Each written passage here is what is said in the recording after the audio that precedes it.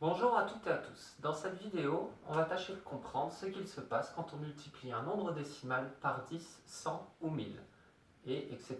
bien sûr.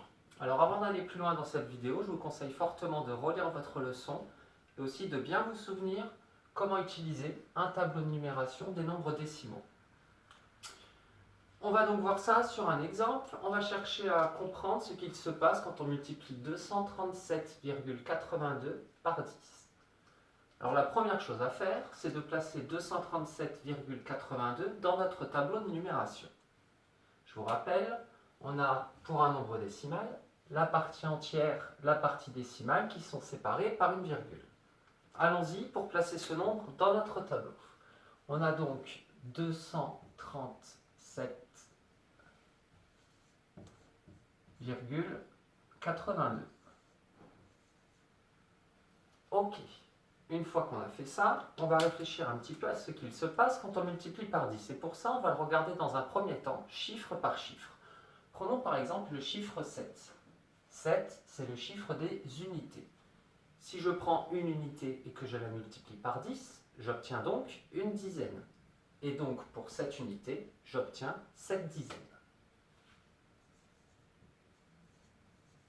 Avec le même raisonnement sur le chiffre des dizaines, 3 dizaines. Si je multiplie une dizaine par 10, j'obtiens une centaine. Donc 3 dizaines me donne 3 centaines. Continuons. 2 centaines. Une centaine multipliée par 10, ça me donne un millier. 2 centaines multipliées par 10, j'obtiens donc 2 milliers.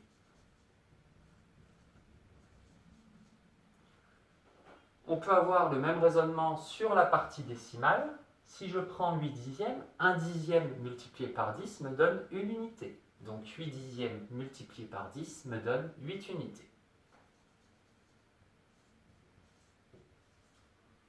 Et enfin 2 centièmes, 1 centième multiplié par 10 me donne 1 dixième. 2 centièmes multiplié par 10 me donne 2 dixièmes.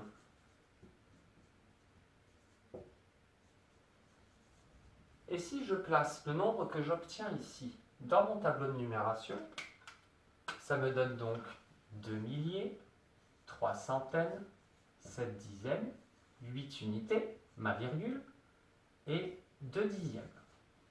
Et si on regarde ce qui s'est passé, tout simplement, c'est que chacun des chiffres de 237,82 s'est déplacé d'un rang vers la gauche. Le 2 se déplace d'un rang, le 3 aussi, le 7 aussi, et etc. vers la gauche. Et voilà pourquoi 237,82 fois 10 me donnera 2378,2. Le raisonnement est exactement le même pour multiplier par 100 ou 1000. Multiplier par 100, c'est multiplier par 10 et encore par 10. Ça va donc revenir à décaler les chiffres dans mon tableau de numération de 2 rangs vers la gauche. Fois 1000, c'est 10 fois 10 fois 10, donc 3 rangs vers la gauche. Voilà pour ces explications supplémentaires. On va donc aller un petit peu plus loin en regardant ces 3 exemples-là. Et je vais à chaque fois utiliser le tableau de numération. 0,007 fois 10. Je place ce nombre-là dans mon tableau de numération. 0,007. Multiplié par 10, ça revient à décaler les chiffres d'un rang vers la gauche. Ça me donne donc 0,007. Ok, très bien. Sauf qu'il ne faut pas perdre de vue non plus qu'on peut rencontrer des zéros inutiles. Rappelez-vous, les zéros inutiles, ce sont ceux qui sont placés à la fin de la partie décimale ou au début de la partie entière.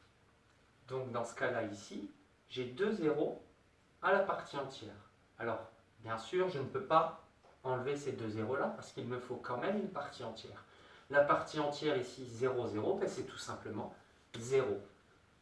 Et donc 0,007 fois 10 va me donner 0,07. Allons-y avec 24,5 fois 100. Même chose, je place 24,5 dans mon tableau de numération. Fois 100, cette fois, rappelez-vous, c'est fois 10 fois 10. Donc c'est décalé non pas de 1 rang vers la gauche, mais de 2 rangs vers la gauche. Mon 2, qui était dans la colonne des dizaines d'unités, se retrouve donc dans les unités de 1000. Le 4, qui était dans les unités, se retrouve dans les centaines. Et le 5, qui était dans les dixièmes, se retrouve dans les dizaines. Et ici, j'ai un problème, parce que j'ai une colonne qui est vide à droite dans la partie entière. Dans ces cas-là, je vais tout simplement rajouter des zéros.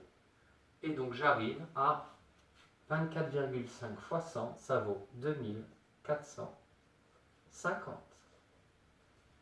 Et on continue avec un dernier exemple, 42 fois 1000. Alors 42, c'est un nombre entier, je n'ai pas de partie décimale.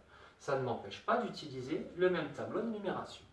Je place 42 dans mon tableau de numération.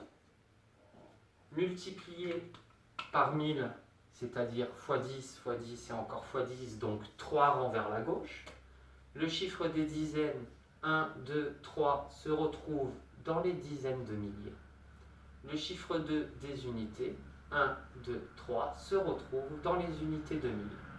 Et cette fois, j'ai 1, 2, 3 colonnes vides. Je complète avec des zéros et j'obtiens 42 000. Voilà pour cette vidéo, en espérant qu'elle vous sera utile.